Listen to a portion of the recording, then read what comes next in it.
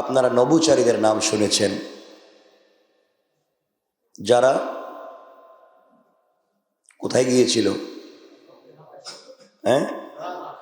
মহাকাশে গিয়েছিল।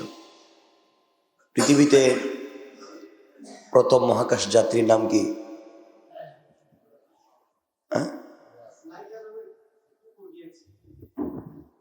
আপনারা বলতে পারলেন না। নীল আর্মস্ট্রং না? পৃথিবীতে প্রথম নভোচারী যিনি ছিলেন, পৃথিবীতে সর্বপ্রথম যিনি মহাকাশে গিয়েছিলেন, তিনি হচ্ছেন মুহাম্মদুর রাসূলুল্লাহ সাল্লাল্লাহু আলাইহি ওয়াসাল্লাম। তার আগে কেউ মহাকাশে যায়নি। আপনাদের মনে হয় রাসূল পাকের আগে কেউ গিয়েছে? পৃথিবীতে সর্বপ্রথম মহাকাশে যিনি গিয়েছিলেন, ঘুরে বেড়িয়েছিলেন, তিনি হচ্ছেন আমাদের কলিজার টুকরা প্রিয় রাসূল। সুবহানাল্লাহ বলেন।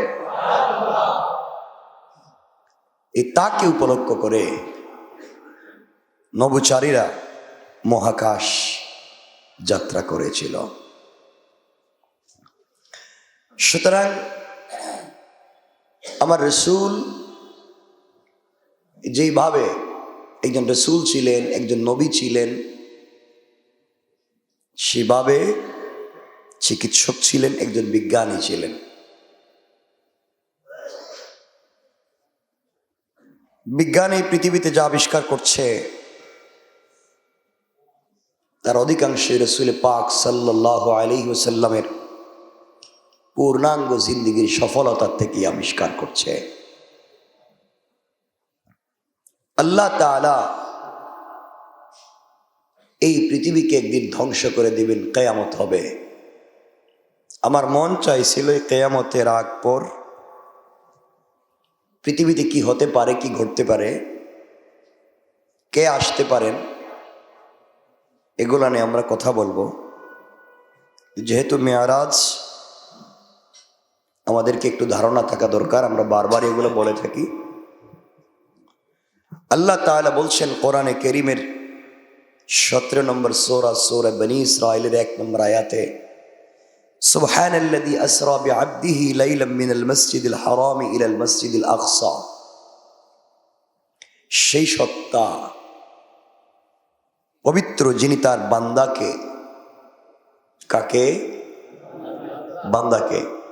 নবীও বলেন নাই, রাসূলও বলেন নাই, নামও বলেন নাই।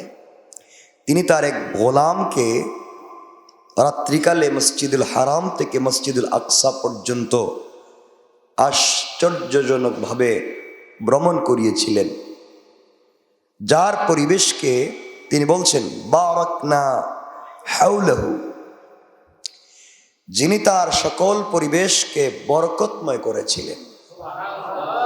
সুবহানাল্লাহ বলেন। আমি তার পরিবেশকে বরকতময় করেছিলাম তাকে আমার কিছু নিদর্শন দেখাবার জন্যে। সুবহানাল্লাহ বলেন। ইন্নাহু হুয়াস সামিউল বাসীর, তিনি সব কিছু শুনেন এবং সব কিছু দেখেন। বিশ্বাস হয়? বলেন বিশ্বাস হয়? কে দেখেন? সবাই বলেন কে দেখেন? গুনাহ করেন কেমনে? আল্লাহ দেখে না? অন্ধকারে দরজা লাগানো থাকলে তাহলে গুনাহ করেন কেমনে? বিশ্বাস করলে তো গুনাহ করার কথা না। আল্লাহ বলছেন সব শুনেন। শুনেননি আল্লাহ সব? বলেন বিশ্বাস করেন? তাহলে শুনেন যেহেতু, আপনি কি কি বলতেছেন? তাহলে আমরা যে মুখ দিয়ে অনেক কথা বলে ফেলি, শুনেননি আল্লাহ? আল্লাহ বলছেন ইন্নাহু হুয়াস সামিউল বাসীর, তিনি সব দেখেন এবং সব শুনেন। এই আয়াতে রাসূল পাককে আল্লাহ আব্বা গোলাম বলেছেন, বান্দা বলেছেন। বান্দা বলা হয় দেহ এবং রূহের সমষ্টিকে। বান্দা বলে দেহ এবং রূহের সমষ্টিকে বলা হয় বান্দা। শুধু বডিকে বান্দা বলে না, শুধু রূহকেও বান্দা বলে না, কারণ দেহ ছাড়া শুধু রূহের বন্দী করার ক্ষমতা নাই। দেহ নাই, রূহ আছে, কি দিয়ে বন্দী করব? করা যাবে? বলেন না। রূহ আছে, হাত পাও নাই, নাক কান চোখ মুখ নাই, সে বন্দেগী করতে পারবে? আর হাত পা আছে, বডি আছে, কিন্তু রূহ নাই, হাত পা কোনো ইবাদত করতে পারবে? সবাই বলে না পারবে? পারবে। সুতরাং বোঝা গেল এই পৃথিবীতে একমাত্র কেবলমাত্র শুধুমাত্র আল্লাহ রসুলে পাককে আব বা বান্দা বলেছেন। এর অর্থ হলো রসুলে পাককে সফর করিয়েছেন শুধু রুহানি ভাবে আর দেহ সহ। তাহলে বোঝা গেল রসুল সফর করেছেন বডি নিয়া। কি নিয়া? বডি নিয়া।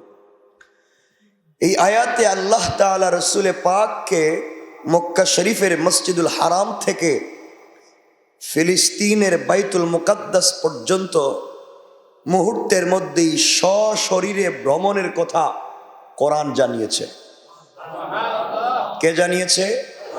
সবাই বলেন কোরআন।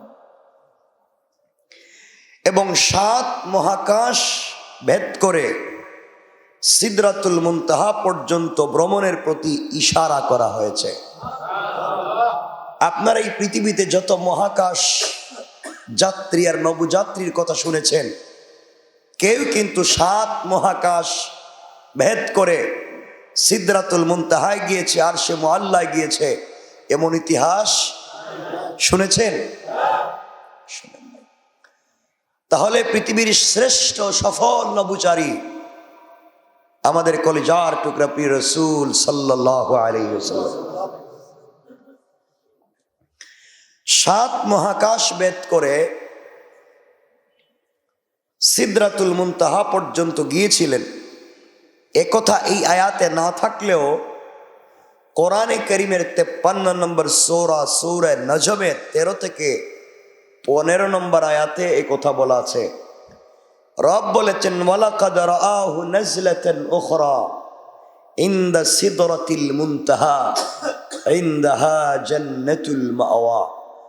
রাসূলকে আল্লাহ বলেছেন, নিশ্চয় সে মানে মুহাম্মদ সাল্লাল্লাহু আলাইহি সাল্লাম তাকে অর্থাৎ জিবরাইলকে আরেকবার সশরীরে দেখেছিল পৃথিবীর শেষ প্রান্তের বড়ই কুল বৃক্ষের কাছে। অর্থাৎ রাসূল সাল্লাল্লাহু আলাইহি ওয়াসাল্লাম জিবরাইলকে সরাসরি দেখেছিলেন, সশরীরে দেখেছিলেন। কোথায়?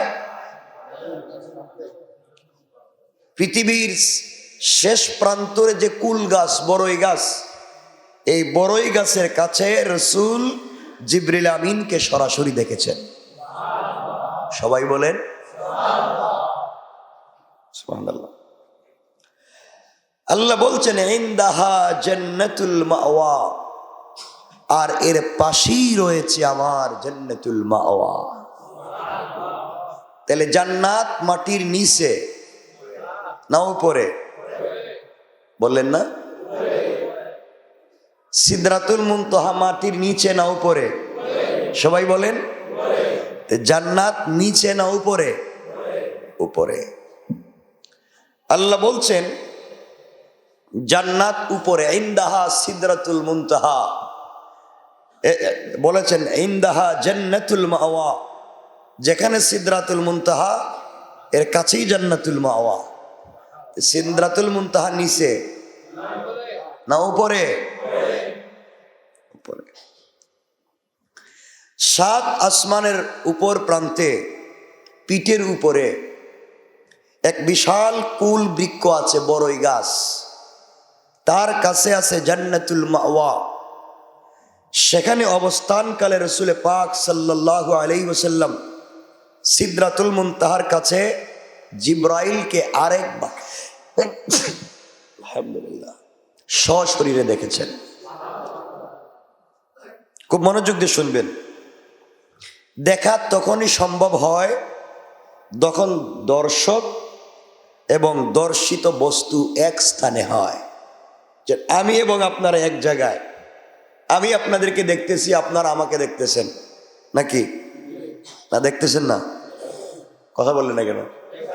আমি দেখতেছি। আমি চিটাগাঙ্গে, আপনারা নারিন্দায় দেখা যাবে? সম্ভাবনা আছে? নাই। আপনারা বলেন তো, এখন মিডিয়ার কল্যাণে দেখতে পারবেন তো? এটা তো মিডিয়ার কল্যাণে সশরীরে দেখার সম্ভাবনা নেই, সশরীরের কথা বলতেছি। সুতরাং জিবরিল আমিনকে রাসূল সরাসরি দেখেছেন। কোথায়? সিদরাতুল মুনতাহায়। তাহলে বোঝা গেল দর্শক এবং যে জিনিস দেখছেন এটা এক জায়গায় ছিল। তাহলে বোঝা গেল রাসূল ওখানে ছিলেন, রাসূল ওখানে অর্থাৎ গিয়েছিলেন। জিবরাইল ছিলেন আর রাসূল গিয়েছিলেন। সুবহানাল্লাহ বলেন।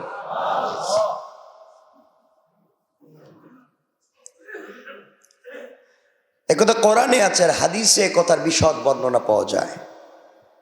খুব সংক্ষেপে শুনবেন। এখানে আকাশের গঠন প্রণালী আমরা জানব। আমাদের উপরের দিকে 7টি আকাশ স্তরে স্তরে সাজিয়েছেন আল্লাহ। প্রথম আসমান সম্পর্কে, যেটা আমাদের মাথার উপরে চোখে দেখা যায়। আসমান দেখা যায়নি? দেখছেননি? এটা কি আসমান দেখছেন না মেঘ দেখছেন? আসমান দেখলে বিমানে উপরে উঠলে দেখবেন নিচে দেখা যায়, দেখা যায় না? সব নিচে। তো কি বিমান কি আসমানের উপরে উঠছে? আল্লাহ বলছেন ইন্না যায়্যানাস সামাআদ দুনিয়া বিজিনাতিনিল কাওয়াকিব। আল্লাহ বলছেন আমি দুনিয়ার আকাশকে নক্ষত্ররাজি দ্বারা সুশোভিত করেছি, চমৎকার করে সাজিয়েছি। সুবহানাল্লাহ বলেন। প্রথম আকাশকে কি দিয়ে সাজিয়েছেন?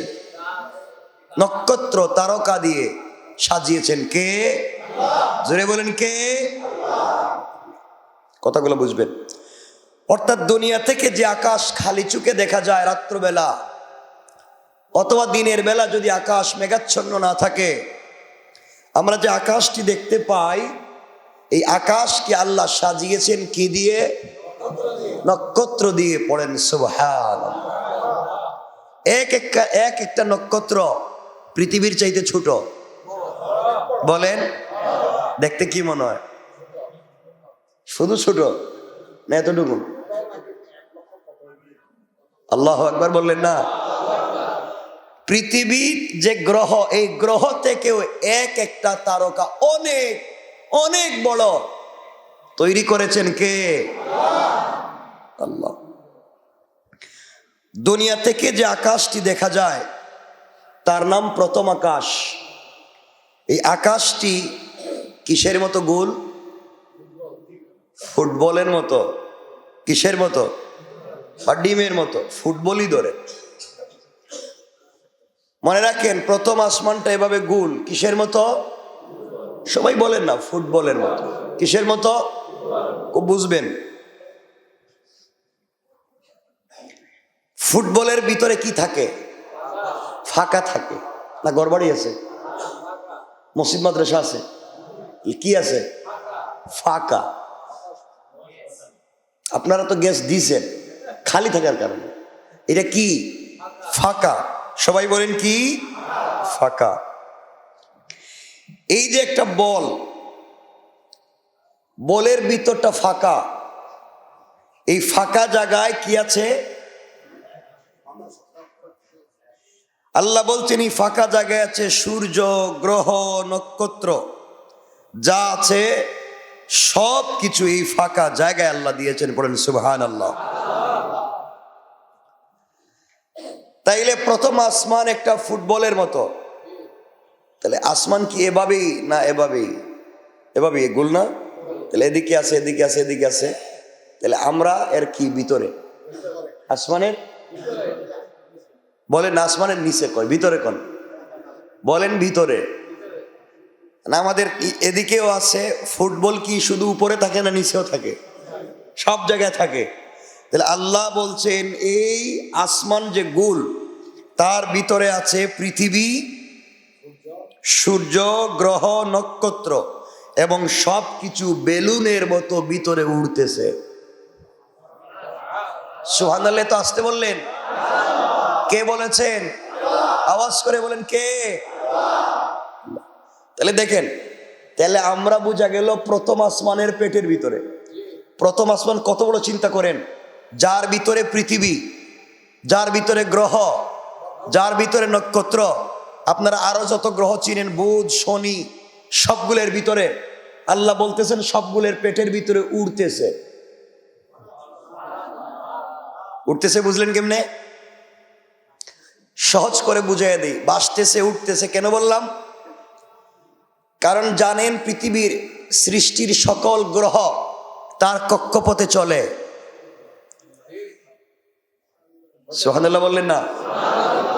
চলে।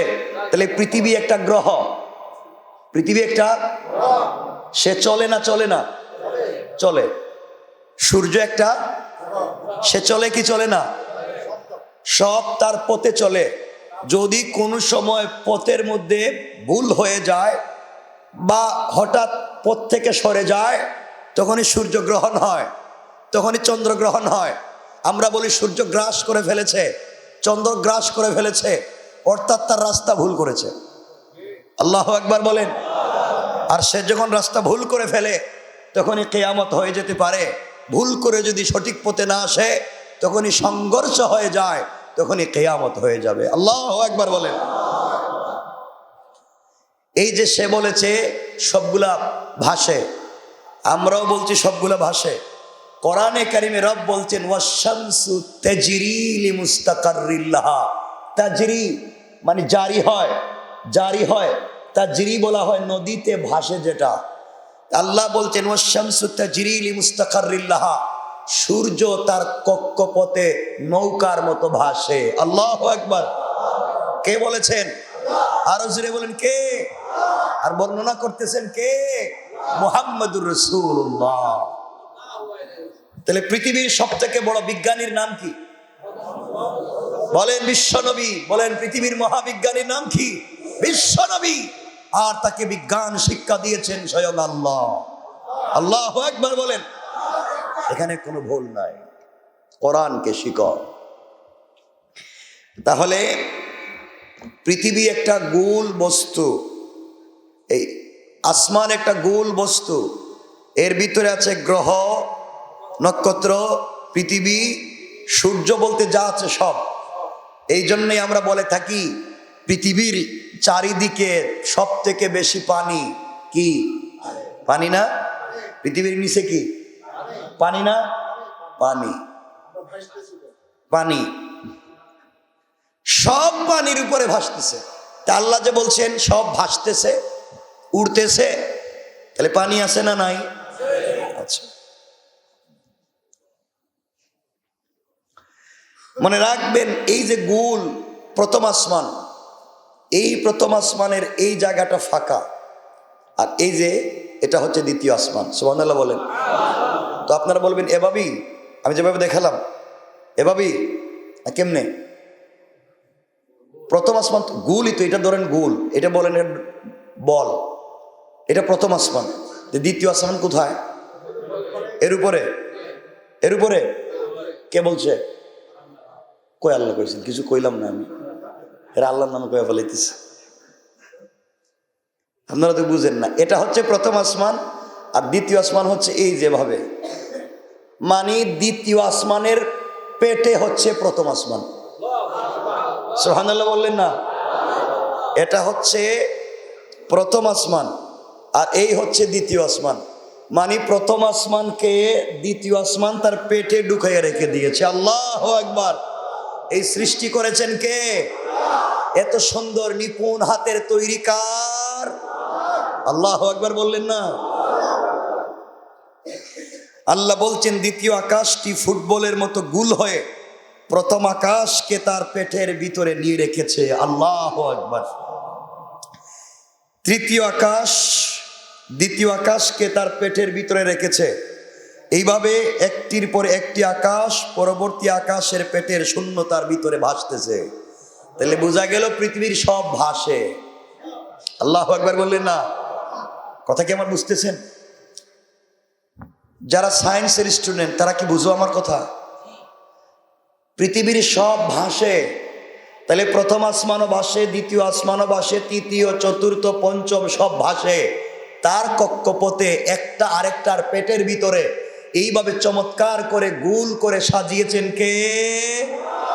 নিচে কোনো খুঁটি নাই, এই খুঁটিবিহীন চমৎকার করে সাজিয়ে উড়ন্ত বেলুনের মতো উপরে রেখে দিয়েছেন। উপরে বলতে কি, সব জায়গায় উড়ন্ত বেলুনের মতো রেখে দিয়েছেন কে?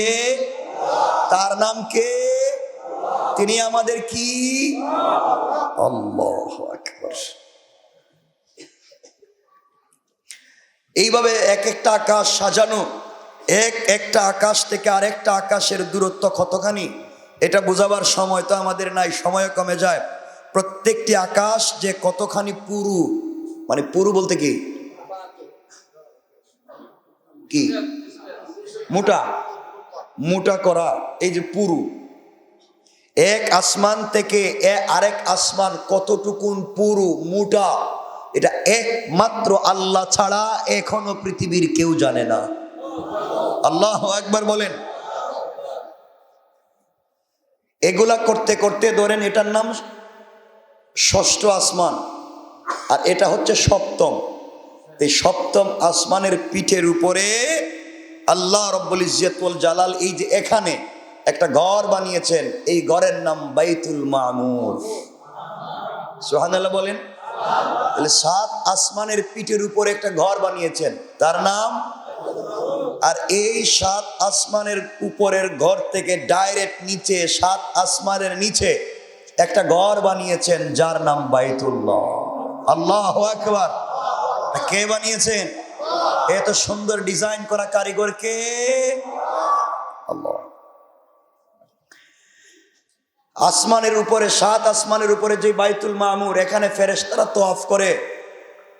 আল্লাহ রসুল বলেছেন, যেই ফেরেশতারা পৃথিবীতে, যেই ফেরেশতারা তার কিয়ামতের আগে জিন্দেগিতে একবার তওয়াফ করেছে, কিয়ামতের আগে আরেকবার তওয়াফ করার সুযোগ পাবে না।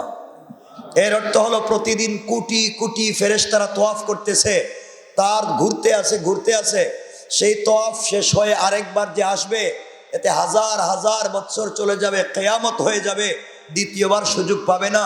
আল্লাহ বলেন, এত এত রহমতের ফেরেশতা আমি তৈরি করে রেখেছি। পড়েন সুবহান।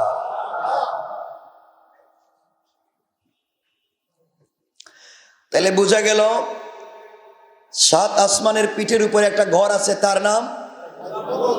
কিন্তু ডিম যেটা, এটার একটা মাথা আছে না? না নাই? বলের কি যে কোনো একটা সাইড আছে না? আল্লাহ রাব্বুল ইজ্জত ওয়াল জালাল বলছেন, একটা পার্শ্বে অর্থাৎ বলের শেষ প্রান্তরে আল্লাহ একটা গাছ লাগাইছেন। এই গাছের নাম কুল গাছ, বড়ই গাছই বলেন, কুল গাছ। সেটার একটা পাতা হাতির কানের চাইতেও মোটা। এত আসতে বললেন সুবহানাল্লাহ। আর একটা বড়ই 10 থেকে 70 মণ ওজন। সুবহানাল্লাহ বলেন। আল্লাহ বলেন, খাবেন কেমনে কইতেছে? সব খাইবেন, 5টা 10টা খাইতে পারবেন, রুচি হবে না তখন গ্যাস্ট্রিক থাকবে না, খাবারের প্রতি রুচি কম থাকবে না।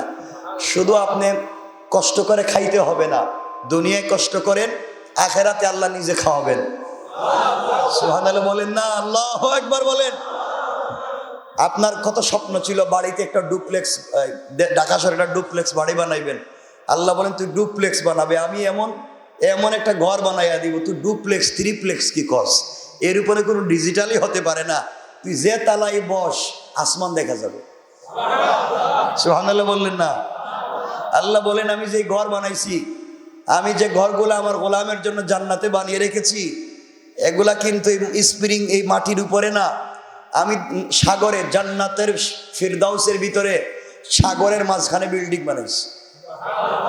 তা আপনারা মনে করবেন ভূমিকম্প হইল কি? এখানে ভূমিকম্প হইব? কথা বলেন না কেন? এখানে ঘর বানাইছেন স্প্রিং এর উপরে, আপনার 6666 তালা যে বিল্ডিং দিছেন, আপনি বিল্ডিং এ বসে থাকবেন, বিল্ডিং এ গেবে হেলাধুলা করবে। আল্লাহু আকবার বলেন না?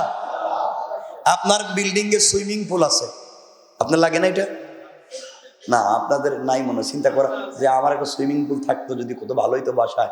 আল্লাহ বলেন বাসায় সুইমিং পুল আছে, সুবহানাল্লাহ বলেন না। চিড়িয়াখানাও আছে, সুবহানাল্লাহ বলেন না। নিজস্ব মার্কেট আছে, নিজস্ব বাগান আছে। পৃথিবীতে আল্লাহ যত প্রাণী সৃষ্টি করেছেন, পাখি, সব আপনার এই বাগানে আছে, সুবহানাল্লাহ। আল্লাহু আকবার বলেন। পৃথিবীতে যত ফলের বাগান আছে সব এখানে আছে। কিন্তু পৃথিবীতে আম যদি খান তাহলে কাঁঠালের স্বাদ পাইবেন, কথা কয় না। লিচু খাইলে কমলার স্বাদ পাইবেন, আঙ্গুর খাইলে আপেলের স্বাদ পাইবেন। আল্লাহ বলছেন আমার বান্দা যখন জান্নাতে একটা ফলের মধ্যে মুখ লাগাবে তখন কমপক্ষে ৭০,০০০ ফলের স্বাদ পেয়ে যাবে। আল্লাহু আকবার। সব তৈরি করেছেন কে? তো আপনি চিন্তা করতেছেন আমার তো ভাল লাগে না, আমি অলস, আমি গাছ থেকে পাইড়া খাবো, এটা আমার দ্বারা সম্ভব না। আল্লাহ বলছেন তুই শুয়ে থাক, আমি গাছের ডাল তোর মুখের কাছে নিয়ে যাব। আল্লাহু আকবার। আপনার হঠাৎ মনে হয়েছে দূর জিন্দগিতে কোনোদিন কক্সবাজার যাইনি, সাগরের চিংড়ি মাছ যদি খাইতাম, যদি আপনি সেদিন যদি চিন্তা করছেন পৃথিবীতে যত প্রকারের চিংড়ি মাছের নাম ছিল সব আপনার মুখের সামনে হাজির। আমার চেহারার দিকে তাকাইতেছেন, আমি কি খাইতেছি নাকি? তা সুবহানাল্লাহ একটু জোরে বলেন, এটা জোরে বলেন না সুবহানাল্লাহ। শুধু সুবহানাল্লাহ বলেই চলবে। আপনি মনে করতেছেন আরে জিন্দগিতে কত চিন্তা করলাম একটা হরিণের মাংস খাবো, কিন্তু কি আর কপাল, পারলাম না। হঠাৎ করে আপনি বলছেন, দেখবেন বুনা করা আস্ত বিভিন্ন সাইজের হরিণ বুনা করা আপনার মুখের সামনে হাজির। আল্লাহু আকবার বলেন না। আপনি বলবেন এগুলা খাইবো কেমনে? হঠাৎ করে দেখবেন হুর এবং গিলমান, জান্নাতের হুর এবং গিলমান। কারো স্বর্ণের পিয়ালায় পানি, কারো স্বর্ণের পিয়ালায় মদ। মদ বলতে আপনারা যেটা খাইয়া বাপরে দুলাভাই ডাকেন, এটা না। আল্লাহ বলছেন শারাবান তাহুরা, পবিত্র পানীয়। আল্লাহু আকবার। যা খাইলে খারাপ লাগে না, বরং আরো ভালো লাগে। আল্লাহু আকবার। কারো হাতে মদ, কারো হাতে দুধ, কারো হাতে মধু, কারো হাতে পানি, কারো হাতে মিশকে আম্বর, সব নিয়ে দাঁড়িয়ে আছে। স্যার কি লাগবে, কোন কি লাগবে? সারা জিন্দগি পাবলিকের দাঁড়ায় দাঁড়ায় স্যার কইছেন, স্যার আজকাল কি এমন হয়েছে আমরা এমন তেল মারি, 1 মিনিটে স্যারের সামনে দাঁড়াইয়া 59 বার স্যার কয়। কথা কোন স্যার স্যার স্যার, এ যতক্ষণ স্যার কইছে মূল কাজই কইতে পারে না। এগুলা নাই, খালি স্যারই কয়। যাক, আমাদের কথা লম্বা হয়ে যাচ্ছে। আপনি জান্নাতে গেছেন, মনে হয়েছে আপনি যদি পাখির মাংস গুস্ত যদি একটু খাইতেন, কত সুন্দর পাখি পাখি উড়ে যায়। আল্লাহর কাছে শুধু মনে মনে চিন্তা করছেন, দেখবেন পুরা পাখির পাল পুরা ভুনা হয়া আপনার সামনে হাজির। আপনি বলছেন আমি হাত লাগাই খাইতে পারবো না, আমার হাতে ময়লা লাগবে। আল্লাহকে খাইস না, আমি খাওয়াইয়া দিতেছি। সুবহানাল্লাহ বললেন না। আপনি বললেন খাওয়ার পরে তো আমার এখানে কোনো ওয়াশরুম নাই, কই যাবো?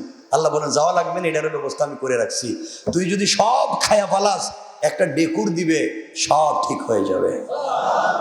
সুবহানাল্লাহ বললেন। আপনারা বলবেন আমাদের গ্যাস যদি তাকে পেটে, ডেকুর দিলে তো দুর্গন্ধ হয়, কি জানি কি হয়ে যায়। আল্লাহ বলছেন না রে, তোর একটা ডেকুরে জান্নাতুল ফিরদাউসের মিশকে আম্বরের ঘ্রাণ বের হয়ে যাবে। যাক, কথা অন্যদিকে চলে যাচ্ছে, আমরা সহজ করে বলি। এই জন্য জান্নাতে যেতে চাই, সবাই বলেন চাই। এই জন্য নামাজ ছেড়ে দিতে হইব না? 5 ওয়াক্ত পড়া লাগবে? শুধু 5 ওয়াক্ত? সব। যাই হোক, আল্লাহ বলছেন, তাইলে কথাগুলো পরিষ্কার। আল্লাহ বলছেন 7 আসমানের উপরে বাইতুল মামুর, এর পাশে সিদরাতুল মুনতাহা, আর এর পাশে কি? জান্নাত। ইনদাহা জান্নাতুল মাওয়া। তাইলে জান্নাত 7 আসমানের নিচে না উপরে? পরিষ্কার কি পরিষ্কার না? সন্দেহ আছে? কারো সন্দেহ আছে? না সন্দেহ হইতেছে যে মরলাম গুরুস্থানে, এটা উপরে গেল কেমন? সন্দেহ হইতেছে না? ওইতেছে কয় না, কিন্তু কইলে তো আমি বুঝাই দিতাম। মনে মনে মনে মনে হইতেছে কে রে? মনে মনে তো সব বই পাল্টাই দিতেছে, মনে মনে ছেলেরা নেমে যাইতেছে, মনে মনে কোনো সুযোগ নাই। সব বাস্তবে। আমার বন্ধুগণ, কথা লম্বা হচ্ছে। এইভাবে আল্লাহ রাব্বুল ইজ্জত ওয়াল জালাল নবুয়তের দ্বাদশ বৎসরে রাসূল পাক সাল্লাল্লাহু আলাইহি ওয়াসাল্লামের কে ইন্তেকাল করলেন? কথা নেই। স্ত্রী, চাচা সব ইন্তেকাল করেছেন। রাসূল পাক সাল্লাল্লাহু আলাইহি ওয়াসাল্লামের দাদা ইন্তেকাল করলেন। দাদা ইন্তেকালের পরে রসুলকে লালন পালন করলেন রসুলের চাচা আবু তালেব, আলীর আব্বা। রসুল বড় হতে লাগলেন। তিনি বিয়েও করেছিলেন। খাদিজার স্নেহ, মমতা, ভালোবাসায় তিনি বড় হতে লাগলেন। রসুলের বয়স যখন 25, তখন খাদিজার বয়স কত?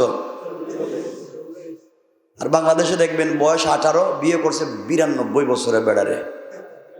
আছেন? হ্যাঁ, এখন বইও লেখে। আহারে, মানুষ পড়ালেখা করে পিএইচডি করেও বই লিখতে পারে না। এখন দেখবেন হে আকাম কুকাম করছে, হেও বই লেখে। এটাও চলে, ঠিক কিনা? আমাদের রুচিবোধ কোথায় চলে গেছে? আল্লাহ মাফ করুক, বলেন আমিন। যাক, তাহলে বলতে চাইলাম রাসূল সাল্লাল্লাহু আলাইহি ওয়াসাল্লাম যেই বছর মেরাজে যাবেন, এই বৎসর চাচা ইন্তেকাল করেছেন। চাচা ইন্তেকালের কয়েকদিন পরে নিজের স্ত্রী, কলিজার টুকরা স্ত্রী, যিনি ছিলেন মক্কার সবথেকে বড় ধনী এবং ব্যবসায়ী, সুবহানাল্লাহ বলেন না, তে নবীজির স্ত্রী ব্যবসা করছেন। কারণ হুজুরের বউ ব্যবসা করলে সমস্যা কি? হ্যাঁ, হুজুর ব্যবসা করলেই কয় হুজুরের কোনো ইলিম নাই, ব্যবসা করতে গেছে কেন? রসুলের স্ত্রী ব্যবসা করেছেন এবং মক্কার সবথেকে বড় সফল ব্যবসায়ী ছিলেন, সুবহানাল্লাহ বললেন না। এবং রসুলও নিজের স্ত্রীর ব্যবসার ম্যানেজার ছিলেন, সুবহানাল্লাহ বললেন না। আর ওই ব্যবসা করতে গিয়ে খাদিজা আমানতদারির প্রমাণ পাইলেন রসুলের কাছে। এরপরে তিনি নিজে বিয়ের প্রস্তাব দিলেন। এত আসতে বললেন। এজন্য আজকালকে বিভিন্ন অফিস আদালতে যারা জব করে, তারা তাদের বসকে আমানতদারি দেখাইয়া চলতে পারত, কিন্তু 2-4 দিন থেকেই দেখবেন বেচারার মেয়েরে নিয়ে পলায়ন করছে কক্সবাজার। এটা তো ঠিক না। আপনি আমানতদারি রক্ষা করবেন, আপনাকে ইনসাফ এবং আমানতদারি রক্ষা করতে হবে। রাসূল পাক সাল্লাল্লাহু আলাইহি ওয়াসাল্লাম স্ত্রীও মারা গেলেন, আর কে মারা গেছে? রাসূল এর চাইতে বেশি কষ্ট পান নাই। এর কয়েকদিন পরে চিন্তা করলেন মক্কায় থাইকা কোনো লাভ নাই, কারণ মক্কার মানুষ আমাকে এখন মাইরে ফেলাবে। গড়ে আসলে খাদিজা, কাফেররা ভয়ে কথা বলতো না, কারণ মক্কার কাফেররা খাদিজার পয়সা দিয়ে ব্যবসা করত, সুবহানাল্লাহ বললেন। আর এখন যদি খাদিজা নাই, আমারে মেরে ফেলবে, নবীজি চিন্তা করলেন চাচাও নাই, বাইরে গেলে আমি চলে যাই নানার বাড়ি। কোথায়? নানার বাড়ি কোথায়? তায়েফে। আমার মুসলমান বন্ধুগণ, গভীর মনোযোগ। আল্লাহর পয়গম্বর, আখিরি জামানার নবী, সরকারে কায়নাত, দু জাহানের সরদার, নবী রহমত জনাবে মুহাম্মদুর রাসূলুল্লাহ সাল্লাল্লাহু আলাইহি ওয়াসাল্লাম দেখলেন চাচাও নাই, নিজের স্ত্রীও নাই, মক্কায় আমানতের সঙ্গে থাকা যাবে না, চলে যাই নানার বাড়িতে।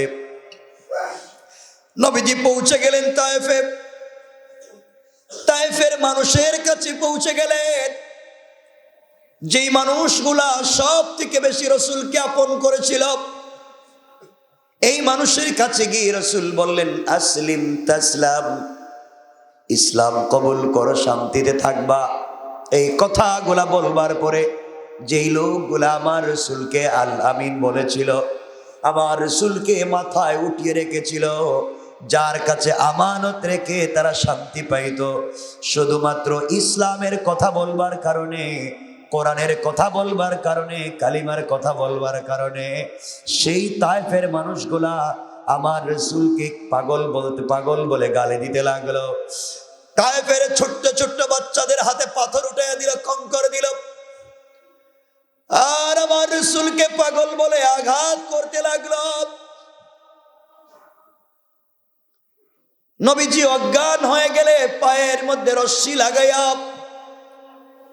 উত্তপ্ত বালির উপরে বিশ্ব নবীকে টানতে লাগলো। নবীজি অজ্ঞান হয়ে গেলেন। সঙ্গে থাকা সাহাবী তাকে নিয়ে গাছের নিচে চলে আসলেন। নবীজির জ্ঞান ফিরল। আমার বন্ধুগণ, জ্ঞান ফিরে যাওয়ার পরে পুরা বডি থেকে রক্ত পড়ে মাথা থেকে পা পর্যন্ত রক্তে লাল হয়ে গিয়েছে। আমার রাসূল পরনের কাপড় খুলে শরীর থেকে রক্তগুলা মুছতে লাগলেন। কাপড়গুলা ভিজে গিয়েছে, রক্তে কাপড় ভিজে গিয়েছে।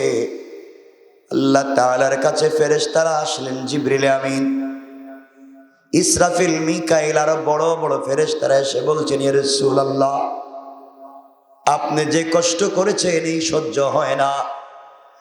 আসমানের ফেরেশতারা হাউমাউ করে কান্না করে আল্লাহকে ডাক দিয়া বলেছে, আল্লাহ,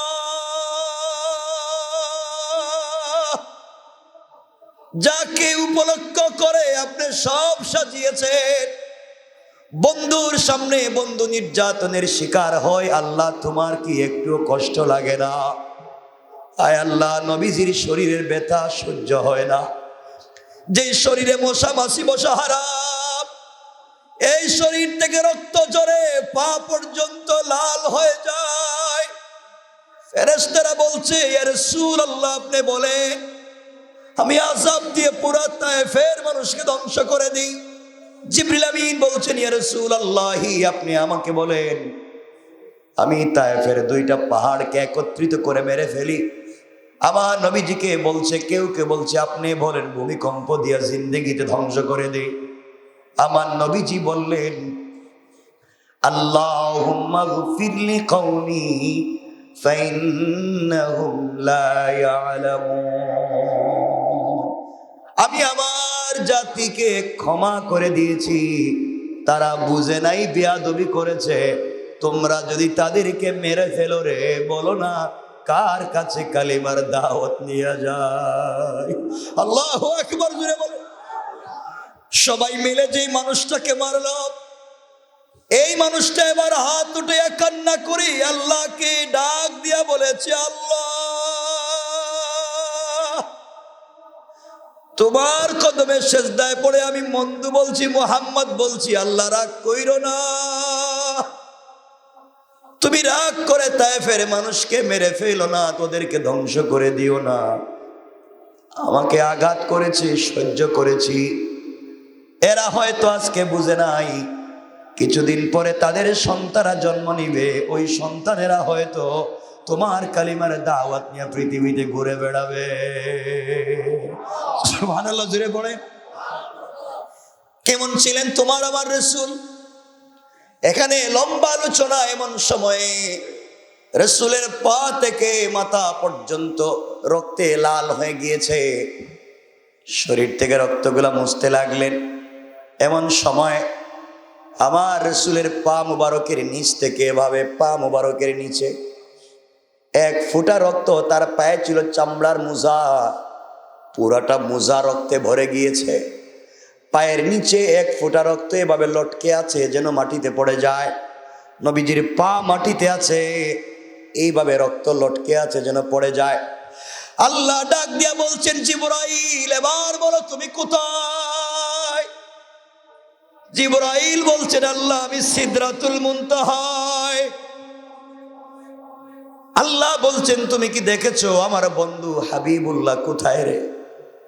জিবরিল আমিন বলছেন, আল্লাহ আপনি জানেন কোথায়। আল্লাহ বলেন, আমার বন্ধু এই মুহূর্তে তায়েফের জমিনে। ও জিবরাইল, তাড়াতাড়ি যাও, আমার বন্ধুর পায়ের মধ্যে রক্ত লটকে গিয়েছে, যদি জমিনে পড়ে যায়। এতক্ষণ সহ্য করেছি, বন্ধুর রক্ত যদি মাটিতে পড়ে যায়, কাউকে বাঁচাইয়া রাখবো না, জিবরাইল তোমারেও না। আল্লাহু আকবার। পুরা দুনিয়া ধ্বংস করে দিব, সব সহ্য করতে পারছি, বন্ধুর রক্ত মাটিতে পড়তে দেওয়া যাবে না। আল্লাহর কাছে তায়েফের মাটির জবান খুলে গেছে। তায়েফের মাটি কান্না করে বলছে আল্লাহ। তায়েফের মাটি চিৎকার করে ডাক দিয়ে বলেছে আল্লাহ, সব সহ্য করতে পারি,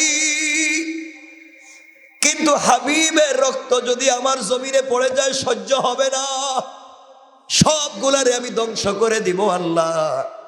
জিবরিল আমিন বলছেন আল্লাহ তাআলা আমি কেমনে তো দূর যাব? জিবরাইল বললেন আমি সিদরাতুল মুনতাহায় ওই জায়গা থেকে আমার 600 নূরের ডানা দিয়ে আমি টান দিলাম। তায়েফের মাটিতে এসে দেখি রাসূলের পা মুবারক থেকে রক্তের ফোঁটা পড়ে গিয়েছে, এখনো জমিনে লাগে নাই। জমিনে লাগার আগে আগে আমি আমার নূরের পরটা বিছাইয়া দিয়েছি। আল্লাহু আকবার বলেন। আমার বন্ধুগণ, এখানে লম্বা কথা। রাসূল সাল্লাল্লাহু আলাইহি ওয়াসাল্লাম ওখান থেকে আসলেন, চিন্তা করলেন কোথায় যাব। আমার বন্ধুগণ, নবুয়তের 12 বৎসরের 26 রজব দিবাগত রাতে অথবা অন্য অন্য রাত, অনেকগুলা মতভেদ আছে, অধিকাংশ মত 26 রজব দিবাগত রাতে তার ঘনিষ্ঠ আতিয়া উম্মে হানির ঘরে তিনি ঘুমন্ত ছিলেন। আহারে, যেই মানুষটা তো কষ্ট করছে, মানুষজন একা হয়, তার দুঃখের কথা মনে হয়। নবী যখন একা হয় উম্মে হানির ঘরে, শরীরের দিকে তাকাইয়া দেখে বসন্তের মতো দাগ হয়ে গিয়েছে। কান্না করে দেখেন শরীরটা ফুলে গিয়েছে। আল্লাহকে ডাক দিয়া বলেছেন আল্লাহ, তুমি আমাকে হাবিবুল্লাহ বানিয়েছো, বন্ধু বানিয়েছো। বন্ধুর সামনে মায়ের খায়, বন্ধু কোনো জবাব দেয় না। কেমন বন্ধু আল্লাহ, এই বৎসরে তুমি আমার চাচাকেও নিয়ে গেলা, এই বৎসরে আমার স্ত্রীকেও নিয়ে গেলা, এই কষ্ট আমার সহ্য হয় না। আবার আমি তায়েফের মানুষ আমাকে আঘাত করলো, কার কাছে বলবো? কে আমার কথাগুলা শুনবে? পৃথিবীতে কেউ নাই। আল্লাহ রাব্বুল ইজ্জত ওয়াল জালাল বুঝাতে চাইলেন বন্ধুর পরিচয় বিপদে পড়ে গেলে বন্ধু সান্ত্বনা দেয়, তার নাম বন্ধু। আল্লাহ রাব্বুল ইজ্জত ওয়াল জালাল বলছেন জিবরাইল, আর সহ্য করা যায় না রে জিবরাইল, যেই বন্ধু এত কষ্ট করছে, যেই বন্ধুকে আঘাত করছে, মাও নাই, বাপও নাই, স্ত্রীও নাই, চাচাও নাই, দাদাও নাই, এই লোকটার কেউ নাই, একমাত্র আমি আল্লাহ ছাড়া। যাও জিবরাইল যাও, এই মুহূর্তে বন্ধুর কাছে পৌঁছে যাও, সংবাদ দিয়া দাও আমি আল্লাহ বন্ধুর জন্য আরশে আজিমে অপেক্ষা করতেছি, বন্ধু যেন বন্ধুর বাড়িতে চলে আসে। আল্লাহু আকবার বলেন। বন্ধু যেন বন্ধুর বাড়িতে যায়, সান্ত্বনা দিব। 2জন ফেরেশতা আসলেন, হযরত রাসূল পাককে ঘুম থেকে উঠালেন, হাতিমে কাবায় নিয়ে গেলেন, কাবা হাতিমের ভিতরে নিয়ে গেলেন। সেখানে নিয়ে গিয়ে তার সিনাকে কেটে ফেললেন, কল্ব বাহির করলেন, আবার কল্বটাকে চিরিয়ে সিনা কাটলেন, ভিতর থেকে কল্ব বের করলেন। এরপরে কল্বটা কাটলেন, তার ভিতরে কালো যেন কি বের করে ফেলে দিলেন। তারপরে জমজমের পানি দিয়ে কল্বটাকে ধুইলেন, আবার যথাস্থানে রেখে দিলেন। সোনার তস্তরিতে ভরে তারা ঈমান এবং হিকমত এনে সিনার ভিতরে ঢেলে দিলেন, সিনা জোড়া লাগাইয়া দিলেন। মুহূর্তের মধ্যেই রসুলের ভিতরে আগে যে কষ্ট ছিল, সাথে সাথে সব কষ্ট দূর হয়ে যায়। সুবহানাল্লাহ বলেন। বন্ধুর বাড়িতে যাওয়ার মতো শরীর, মন, দেহ মন ঠিক হয়ে গেল। এখন বন্ধুর বাড়িতে যাবেন, কারণ মন খারাপ থাকলে তো ওখানে গিয়ে কথা বলা যাবে না। কি বলেন আপনারা? যে আল্লাহ রসুলকে হাবিব বানিয়েছেন, আজকে বন্ধুর সাথে বন্ধুর পরিচয়। কেন আজকে রসুলকে নিয়ে যাচ্ছেন? মেরাজের কারণ আছে।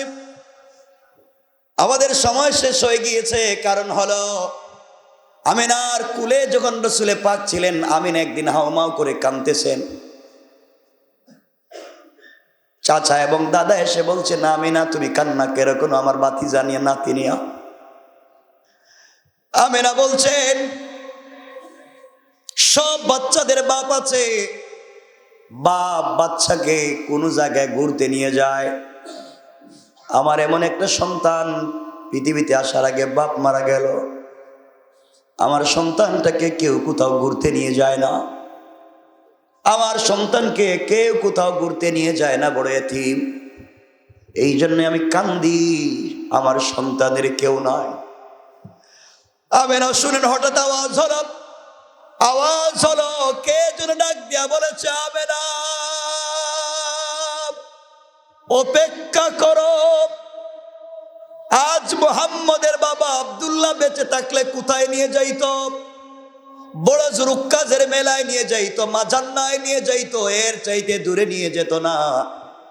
আমি আমার বন্ধুকে সফর করাইয়া জমিন থেকে বাইতুল্লাহ থেকে বাইতুল মুকদ্দাস নিয়া এক আসমান, দুই আসমান, 3, 4, 5, 6, 7 এর উপরে নিয়া সিদরাতুল মুনতাহা, বাইতুল মামুর, জান্নাত জাহান্নাম দেখাইয়া আর সে মুআল্লায় নিয়া আমার পাশে বসাইয়া বন্ধুর সঙ্গে সফর করাইয়া কথা বলার ওয়াদা দিলাম। সুবহানাল্লাহ বলেন। সেই হচ্ছেন আমার রাসূল। আমার বন্ধুগণ, রাসূল সাল্লাল্লাহু আলাইহি ওয়াসাল্লাম এখন সফর শুরু করবেন। আমার বন্ধুগণ, এক পর্যায়ে রাসূল সাল্লাল্লাহু আলাইহি ওয়াসাল্লাম আল্লাহর আহ্বানে সাড়া দিলেন, মেহমান হিসেবে সেখানে যেতে লাগলেন। এক পর্যায়ে ফেরেশতার সঙ্গে নিয়ে আসা বোরাক নামে একটি জন্তু রাসূল সাল্লাল্লাহু আলাইহি ওয়াসাল্লামকে সওয়ার করিয়ে দেওয়া হলো।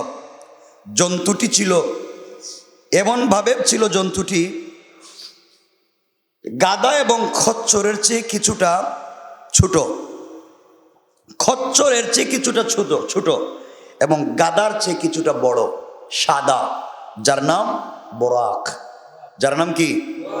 এটা একটা প্রাণী, সাদা। এই জন্তুটা খচ্চরের চেয়ে কিছুটা ছোট আর গাধার চেয়ে। তিনি সেই বোরাকে আরোহণ করলেন, চুকের পলকেই ফিলিস্তিন পৌঁছে গেলেন। সুবহানাল্লাহ বললেন না? মসজিদের বাহিরে খচ্চরটাকে রাসূল নিজের হাতে বাঁধলেন। সুবহানাল্লাহ বললেন। ভিতরে ঢুকলেন। আমার বন্ধুগণ, সেখানে গিয়ে পৌঁছে দেখলেন সকল নবী রাসূলদেরকে আল্লাহ আগেই এখানে রেখেছিলেন। দাঁড়ায় আছেন, একজন আরেকজনের চেহারার দিকে তাকাচ্ছেন। আদম বলছেন, ইব্রাহিম নামাজ পড়া। শীষ বলছেন, ইউসুফ তুমি নামাজ পড়ো। মানে এক একজনকে বলছেন। জিবরিল আমিন হাজির হয়ে গেলেন, ডাক দিয়া বলছেন, আজ কেউ ইমামতি করতে হবে না, আজকে হচ্ছেন ইমামুল মুরসালিন, ইমামুল আইম্মা, ইমামুন নবিয়িন। আজ সকল নবীদের ইমাম, রাসূলের ইমাম, বিশ্ব নবী এই মুহূর্তে সবার সামনে দাঁড়াইয়া ইমামতি করবেন। কোন সুবহানাল্লাহ, আল্লাহু আকবার। এই সম্মান দিয়েছেন কে? আমার রাসূল বিশ্ব নবী, যেই বাইতুল মুকদ্দাস ইমামতি করেছেন সকল নবীদের, সেটা আমাদের ঘর। ঠিক কিনা বলেন? আমার বন্ধুগণ, রাসূল সাল্লাল্লাহু আলাইহি ওয়াসাল্লাম নামাজ পড়লেন, নামাজ পড়ালেন। নামাজ শেষ করে আবার তিনি একটা বোরাকে করে আবার তিনি সফর শুরু করতে লাগলেন। সঙ্গে জিবরিল আমিন এবং কেউ বলেছেন মিকাইল, দুইজন ফেরেশতা। রাসূল সাল্লাল্লাহু আলাইহি ওয়াসাল্লাম সিঁড়ির মতো এই আকাশযান ফেরেশতাদের সঙ্গে দুনিয়া থেকে আকাশের দিকে যেতে লাগলেন। পড়েন সুবহানাল্লাহ। ফেরেশতাদের সঙ্গে রাসূল প্রথম আসমানে গেলেন।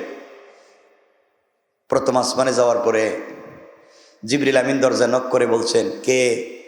দরজাটা খোলো, ভিতরে ঢুকতে চাই। প্রহরীরা বলছে, আপনি কে? আমি তো জিবরাইল, আমার সাথে মিকাইল। বেয়াদবি মাফ করবেন, রাস্তা বন্ধ, পাহারাদারি করতেছি। বলে কেন? যেদিন থেকে আসমান সৃষ্টি হয়েছে ওই দিন থেকে আল্লাহ প্রথম আসমানের প্রথম দরওয়াজা থেকে একবারে বাইতুল মামুর, সিদরাতুল মুনতাহা পর্যন্ত লাল গালিচা দিয়া ডিজাইন করে, সংবর্ধনার রাস্তা করে জান্নাতুল ফিরদাউস থেকে কাঁচা ফুল এনে চমৎকার লাইটিং করে আল্লাহ রেখে দিয়েছেন। এই রাস্তায় দরজা খুলে দেওয়া যাবে না। এই রাস্তা দিয়া আল্লাহর প্রিয় বন্ধু হাবিবুল্লাহ বিশ্বনবী আল্লাহর সঙ্গে দেখা করতে যাবেন, এই জন্য ভাড়াদারি করতেছি। আল্লাহু আকবার। জিবরিল আমিন বলছেন, তোমরা যার জন্য অপেক্ষা করো তিনি আমার সাথে। ফেরেশতারা লোভ সামলাইতে পারলেন না, যারে দিয়ে এত কিছু তারে দেখা তো লাগবেই। দরজা খুলে দিলেন, আহলান সাহলান জানাইয়া দিলেন। রসুল উঠে আসমানের গেটের দিকে এভাবে তাকাইতেছে, এদিকে তাকাইতেছে। হঠাৎ যদি আপনি গ্রাম থেকে ধরেন, কেউ খারাপ পাইয়েন না, একবার অজপড়া গ্রায় থেকে আমাদের একজন লোক মতিঝিল এসে, এখন কি তারে এটা এত উৎসাহ, এগুলো কি দেখে যায়, এত বিল্ডিং থেকে এগুলো আমাদের গ্রামে তো এগুলো নাই, এত উৎসাহ কি দেখবেন, টুপি পড়ে যাবে, এমন উঁচা বিল্ডিং আছে না। আপনি উন্নত কান্ট্রিতে গেলে তো আরো উঁচা দেখবেন। তা আমার বন্ধুগান রসুল এইভাবে তাকাচ্ছেন, কি তারে কই আইলাম, ভাঙ্গা করেছিলাম, কত মাইর খাইলাম, আমার কই আনছে, তাকাচ্ছেন। হঠাৎ মুসকি মুসকি হাসতেছেন। জিবরাইল পিছন থেকে বলছেন, এ রাসূলুল্লাহ হাসেন কেন, আপনারা কাঁদতেছিলেন, আপনারা কান্নারত অবস্থায় আনছি। ও জিবরাইল হাসবো না, কি করব, আল্লাহ যে আমার এত ভালোবাসে এটা কি আমি জানতাম, আমি তো বুঝতেই পারি নাই, বন্ধু যে আমার এত ভালোবাসে। কই কি দেখছে, কই আয় দেখ, জান্নাত আসমানের প্রথম গেটে যত ডিজাইন করছেন আল্লাহ, সকল ডিজাইন করছেন আমি মুহাম্মদের নাম দিয়ে। আল্লাহু আকবার। কত ভালোবাসা। আল্লাহ বলছেন, বন্ধু তোমাকে ভালোবাসি। সুবহানাল্লাহ বললেন না? ওয়া রাফা'না লাকা যিকরাক, তোমার কত সম্মান আমার কাছে। এবং প্রথম আসমানের রাসূলের সঙ্গে দেখা হয়েছে কার? আল্লাহর নাকি দেখা হয়েছে? আল্লাহ কি প্রথম আসমানে বসে রয়েছে নাকি? না, কার সাথে? আদম আলাইহিস সালামের সাথে। তখন জিবরিল আমিন গেটের প্রহরীদেরকে বলছিলেন, তোমরা গেট খুলে দাও। আল্লাহ রব্বুল ইজ্জত ওয়াল জালালের ফেরেশতারা বলছেন, জিবরিল আমিন আপনি কে? তিনি বলছেন, আমি তো আল্লাহর ফেরেশতা জিবরিল, আমরা তো আপনার জন্য রাস্তা দরজা খুলে দিতে পারি না।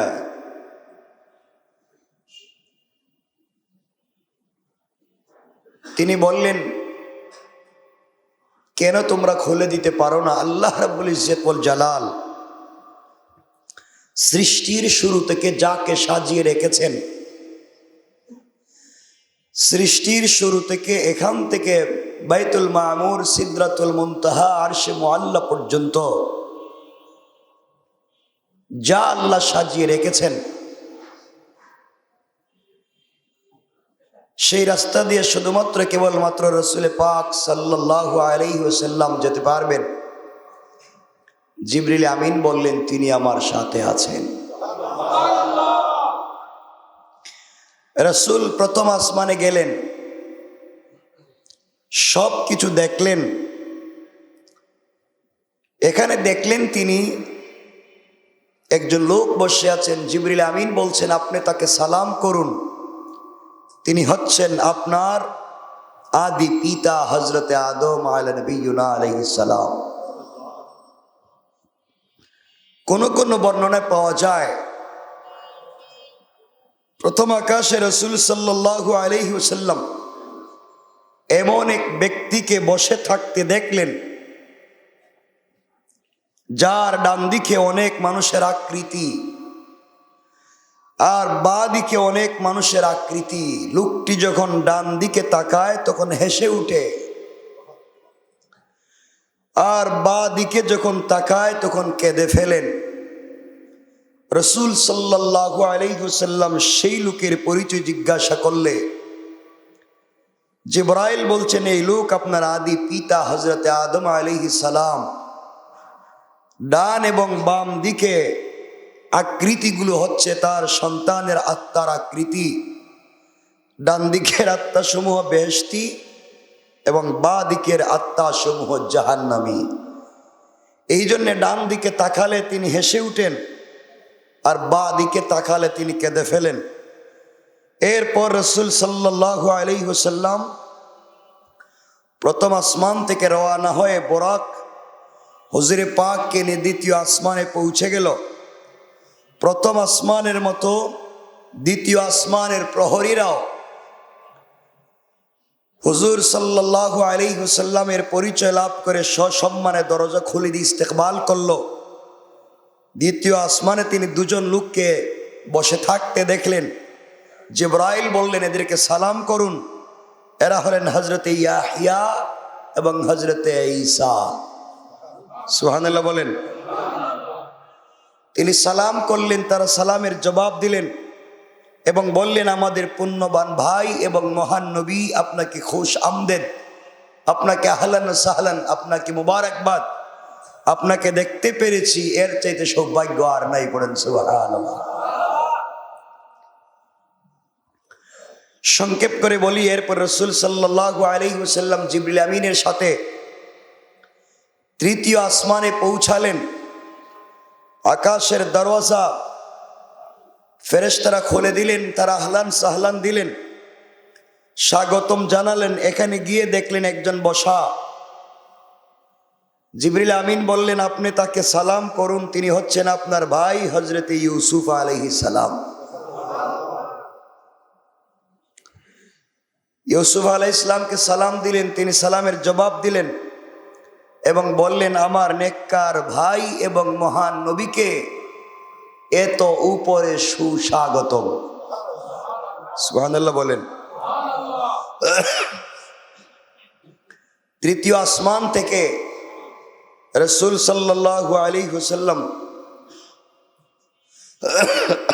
চতুর্থ আসমানে গিয়ে পৌঁছলেন।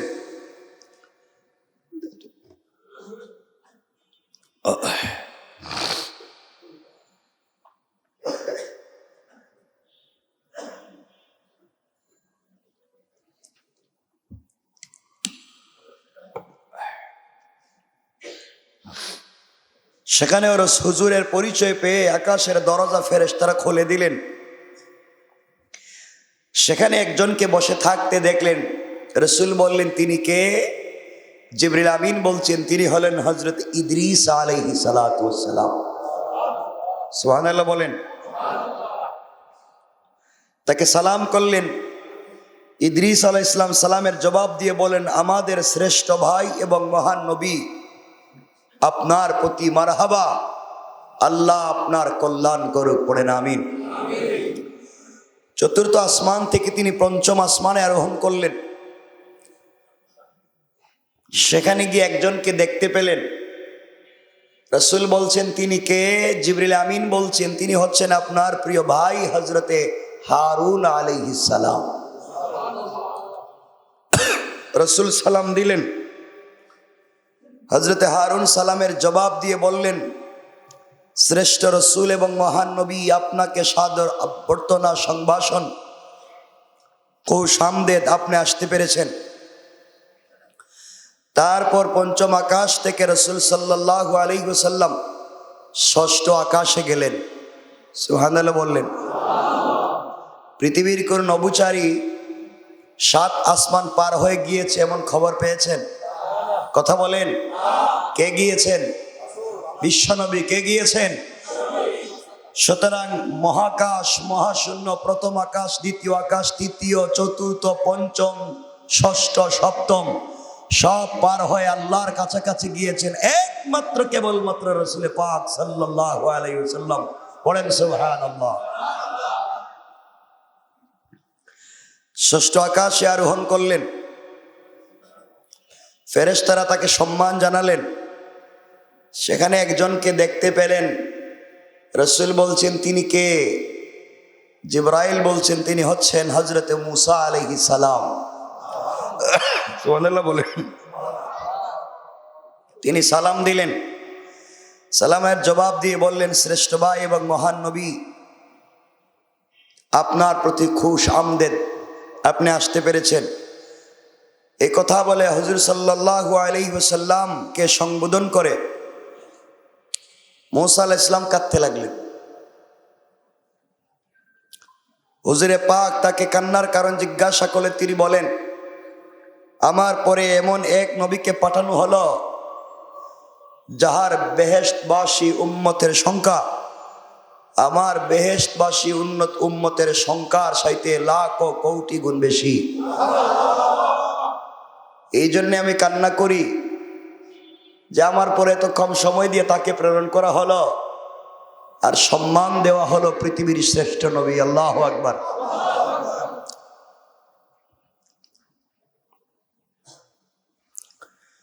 তিনি বললেন, আপনার উম্মতগণ যত বেশি আপনাকে অনুসরণ করছে এবং ভবিষ্যতে করবে, আমার উম্মতগণ তত বেশি আমাকে অনুসরণ করেনি, ফলে আমার উম্মত বেহেশত লাভ করতে বঞ্চিত হবে। আপনাকে দেখে আমার সেই কথা মনে পড়ে গেল, এই জন্য কাঁদছি। তারপর রসুল ষষ্ঠ আকাশ থেকে সপ্তম আকাশে পৌঁছে গেলেন। সেখানে গিয়ে দেখলেন একজন বসে আছেন। কোনো কোনো বর্ণনায় পাওয়া যায় দেখলেন কিছু বাচ্চারা তার সঙ্গে খেলাধুলা করে, ছোট ছোট বাচ্চা আশেপাশে দৌড়াদৌড়ি করে। জিজ্ঞাসা করলেন, জিব্রাইল তিনি কে? জিব্রাইল বলছেন, তাকে সালাম করুন, তিনি হলেন হযরত ইব্রাহিম আলাইহিস সালাম। সুবহানাল্লাহ বলেন। তিনি সালাম দিলেন, ইব্রাহিম সালামের জবাব দিলেন এবং বললেন, হে আমার পুণ্যবান সন্তান পুত্র এবং পুণ্যবান নবী, আপনাকে স্বাগতম। এই বলে তাকে অভ্যর্থনা জানালেন। রাসূল সাল্লাল্লাহু আলাইহি ওয়াসাল্লাম এখন আছেন কোথায় বলেন? আমার অনেক ঠান্ডা লেগে গিয়েছে। জুমায় তো অনেক কষ্ট করে কথা বলতে পেরেছি, কিন্তু জুমার পর থেকে আমি কথা বলতে পারতেছি না। ঔষধও খেয়েছি, মানুষকে তো বুঝালে কেউ বুঝে না। এ অসুস্থ, এরপরে বলে আবার আসেন প্রোগ্রামটা কইরে যান।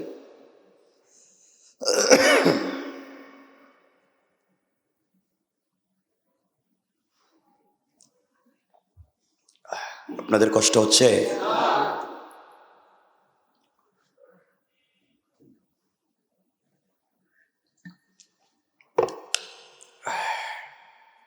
তাহলে রাসূলে পাক এখন কোথায়?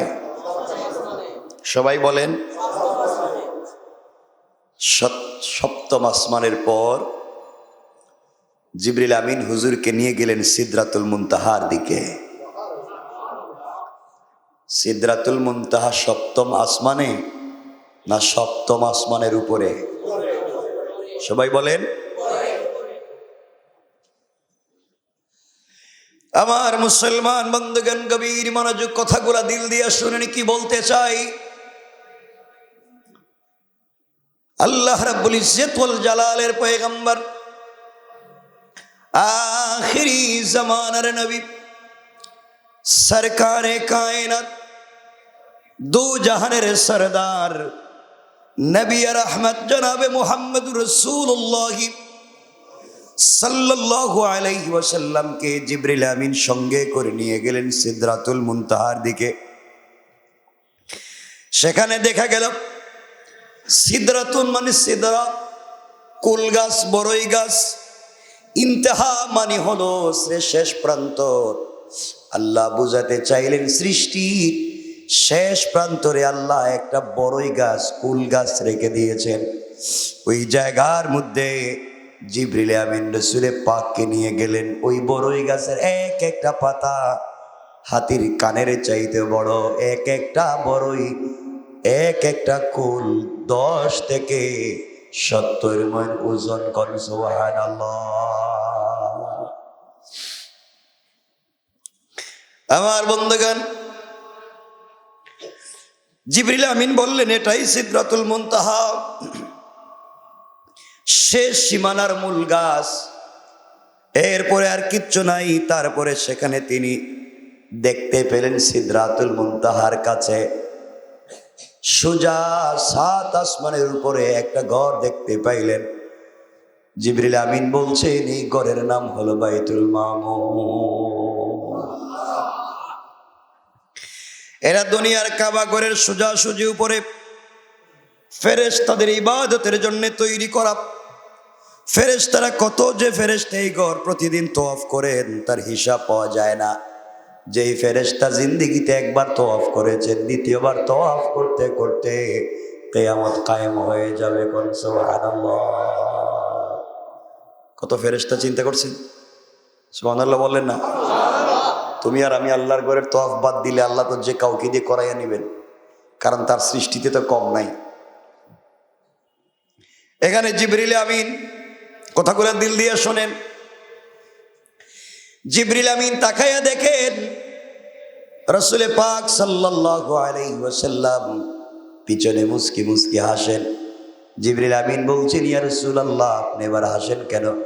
জিবরাইল বলছেন, জিবরাইলকে নবীজি বলছেন, জিবরাইল কাছে আসো, তুমি বড়ই গাছ সিদরাতুল মুনতাহায় বড়ই গাছের পাতার দিকে তাকাও। এক একটা পাতার এক পার্শ্বে আল্লাহর নাম, আর অপর পার্শ্বে আমি রাসূলের নাম। আল্লাহ তাআলা আমাকে এত ভালোবাসেন কল্পনা করতে পারি না। এখানে এসে দেখলাম সপ্তম আসমানের উপরে সিদরাতুল মুনতাহায় যত ডিজাইন আল্লাহ তাআলা করেছেন, যত স্ট্রাকচার তৈরি করেছেন, সব করেছেন একমাত্র আমি রাসূলের নাম দিয়া।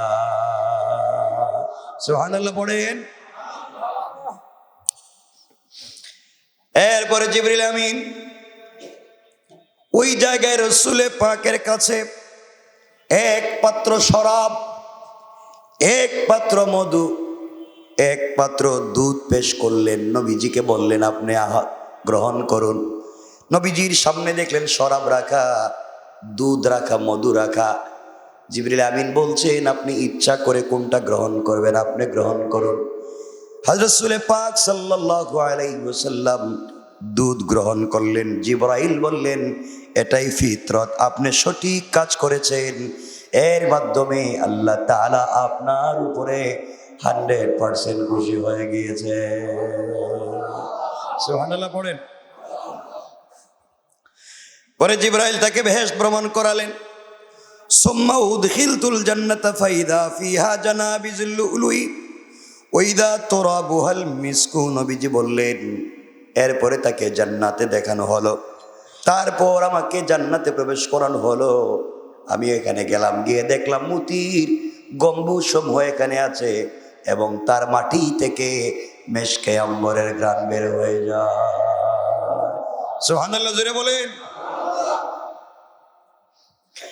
এরপরে রাসূল দেখলেন কি কি নেক কাজ করলে বেহেশতের কোন কোন জায়গায় যাওয়া যায়, কি কি ভালো কাজ করলে জান্নাতের কোন কোন নিয়ামত পাওয়া যায়, সেগুলি তিনি সচক্ষে দেখলেন।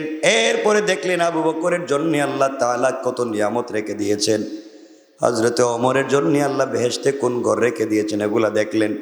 এরপরে হঠাৎ করে রাসূল যখন হাঁটতে লাগলেন, হঠাৎ করে শুনেন তার সামনে দিয়া কে যেন হেঁটে যায়।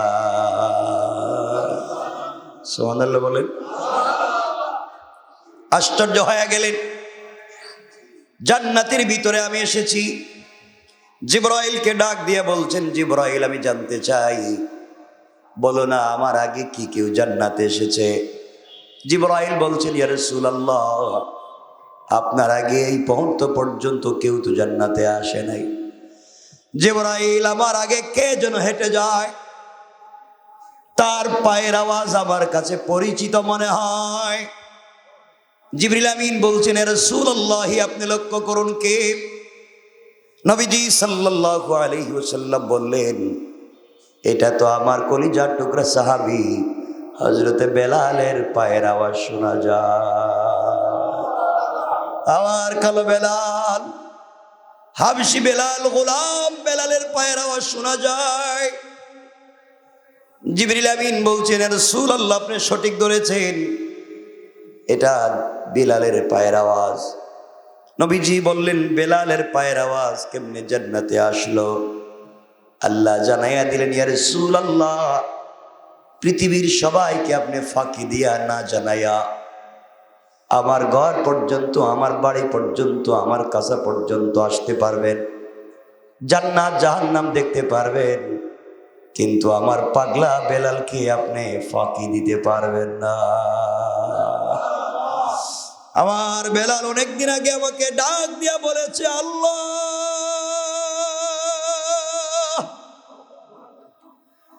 যে রাসূলের জন্য তো কষ্ট করেছি,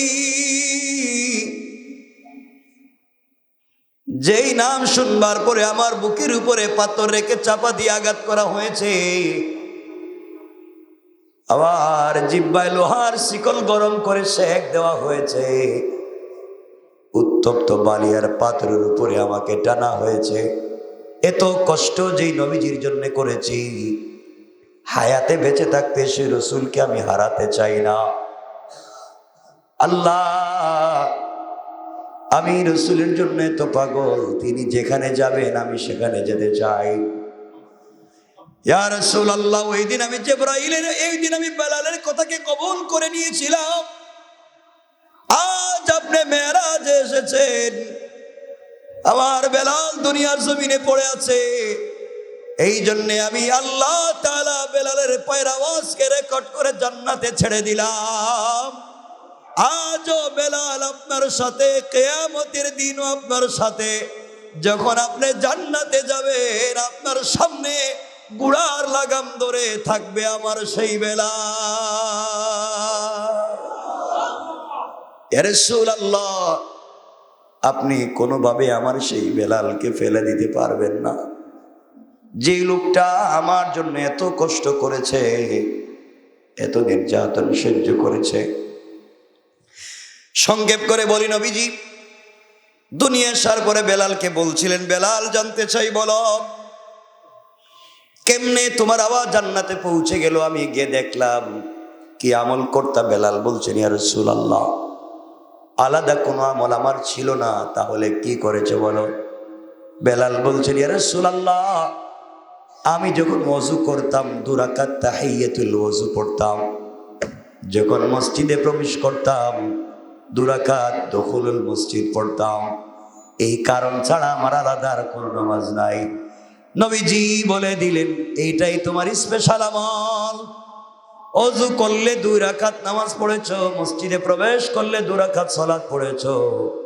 আল্লাহ তাআলা তোমার এটাকে কবুল করে তোমার পায়ের আওয়াজকে জান্নাতে রেকর্ড করে দিয়েছে। সুবহানাল্লাহ, জোরে বলেন। আমরা তো এগুলো পড়তে পারি না, পারবো তো ইনশাআল্লাহ? আমার বন্ধুগণ, কথাগুলো শুনতে থাকেন। আরো কত দূর রসুল যেতে লাগলেন।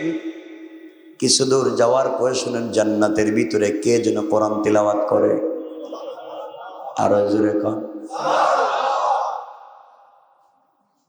নবীজি আশ্চর্য হয়ে গেলেন। জিবরিল আমিনকে জিজ্ঞাসা করলেন, জিবরাইল বলো না, জান্নাতে কোরআন তিলাওয়াত করে কে? জিবরাইল বলছেন, ইয়া রাসূলুল্লাহ, দেখেন তো আপনি কণ্ঠস্বর চিনেন কিনা। রাসূল পাক লক্ষ্য করলেন, খেয়াল করলেন। খেয়াল করে দেখেন তার গরিব সাহাবী হযরতে হারিসা ইবনে নোমান। নবীজি সাল্লাল্লাহু আলাইহি ওয়াসাল্লাম জিজ্ঞাসা করলেন, জিবরাইল, হারিসা ইবনে নোমান গরিব মানুষ, পৃথিবীতে ক্ষেত খামার করে, তার আওয়াজ কেমনে জান্নাতে আসলো আমি বুঝতে পারলাম না। জিবরাইল বলছেন, ইয়া রাসূলুল্লাহ, হারিসা ইবনে নোমান তার মায়ের খিদমত করেছে, মাকে সন্তুষ্ট করেছে। আল্লাহ তাআলা তার মায়ের খিদমতের উপরে সন্তুষ্ট হয়ে গিয়েছেন। মা হাত উঠায়া আল্লাহর কাছে দোয়া করে বলেছে, আল্লাহ, আমি আমার সন্তানের উপরে সন্তুষ্ট হয়ে গিয়েছি। আয় আল্লাহ তাআলা, তুমি সন্তুষ্ট হয়ে যাও। আমি আল্লাহ হারিসা ইবনে নোমানের উপরে সন্তুষ্ট হয়ে তার কোরআন তেলাওয়াতকে জান্নাতে রেখে দিয়েছি। সুবহানাল্লাহ, জোরে বলেন। বেলালের পায়ের আওয়াজ যদি জান্নাতে যায়, হারিসা ইবনে নোমানের তেলাওয়াত যদি জান্নাতে যায়, বেলাল যে কাজ করে জান্নাতে পাঠাইছে, হারিসা ইবনে নোমান যে কাজ করে জান্নাতে তেলাওয়াত পাঠাইছে, আমরা পারবো না? বলেন ইনশাআল্লাহ, বলেন ইনশাআল্লাহ, জোরে বলেন, জোরে বলেন ইনশাআল্লাহ বলেন। এই জন্য আমার বন্ধুগণ, আল্লাহ রাব্বুল ইজ্জত ওয়াল জালাল ডাক দিয়া বলছেন, ইয়া রাসূলুল্লাহ, ইয়া হাবিবাল্লাহ, ও পয়গম্বর আরবি, দুনিয়ার জমিনে কেউ যদি আমার বেলালের মতো কাজ করে যায়, হারিসা ইবনে নোমানের মতো কাজ করে যায়, জীবনে যত কষ্ট করুক না কেন, যত ব্যথা পাক না কেন, চলার পথে যত কষ্ট স্বীকার করুক না কেন, আমার বান্দা যখন সবর করে, ধৈর্য ধারণ করে, আমার জন্যে পড়ে থাকবে, আমার জন্যে কান্না করবে, আমার জন্যে কাঁদবে, আর আমার জন্য ইবাদত করবে, দুনিয়ার সবাই ভুলে গেলেও আমি আমার বান্দাকে ভুলে যাব না। কিয়ামতের দিন আমার বান্দাকে বিনা হিসাবে আমার আরশে আজিমের ছায়ায় জায়গা দিয়া ওই দিন সম্মানিত করে আমি আল্লাহ বিনা হিসাবে জান্নাতের ওয়াদা দিলাম। আমার বন্ধুগণ, কথাগুলো শুনেন। রাসূল সাল্লাল্লাহু আলাইহি ওয়াসাল্লাম সবগুলা দেখলেন। এরপর ওখান থেকে বের হয়ে গেলেন। সেখান থেকে লৌহে মাহফুজে ফেরেশতারা যে কলম দিয়ে লিখে, এই খসখস আওয়াজ রাসূলের কানে আসতে লাগলো। তুমি কান্না করে ডাক দিয়া বলছেন, আল্লাহ, এই যে কলমের আওয়াজ শোনা যায়, যা দিয়ে আমার উম্মতের তাকদীর লেখা হয়, আয় আল্লাহ, তোমার কাছে একটা চাওয়া, আমার উম্মত গুলাকে একসাথে তুমি মেরে ফেলে দিও না। গুনাহ করলে সবাইকে একসাথে ধ্বংস করে দিও না, কওমে লুতের মতো, কওমে সামুদের মতো, কওমে আদের মতো। আল্লাহ বললেন, বন্ধুরে, তোমার কথাকে আমি গ্রহণ করে নিলাম, তোমার উম্মতকে পৃথিবীতে একসাথে আমি ধ্বংস করে দিব না। পড়েন সুবহানাল্লাহ। আমার বন্ধুগণ, এছাড়াও রাসূল পাক সাল্লাল্লাহু আলাইহি ওয়াসাল্লামকে জাহান্নামের ভয়ঙ্কর আযাবের দৃশ্য দেখানো হলো। রাসূল জাহান্নামের দিকে যেতে লাগলেন, দেখলেন রক্তের নদীতে লাল রক্তের নদী। চিন্তা করেন, রক্তর নদী, অরিজিনাল রক্তের নদীতে কিছু লোক হাবুডুবু খাচ্ছে।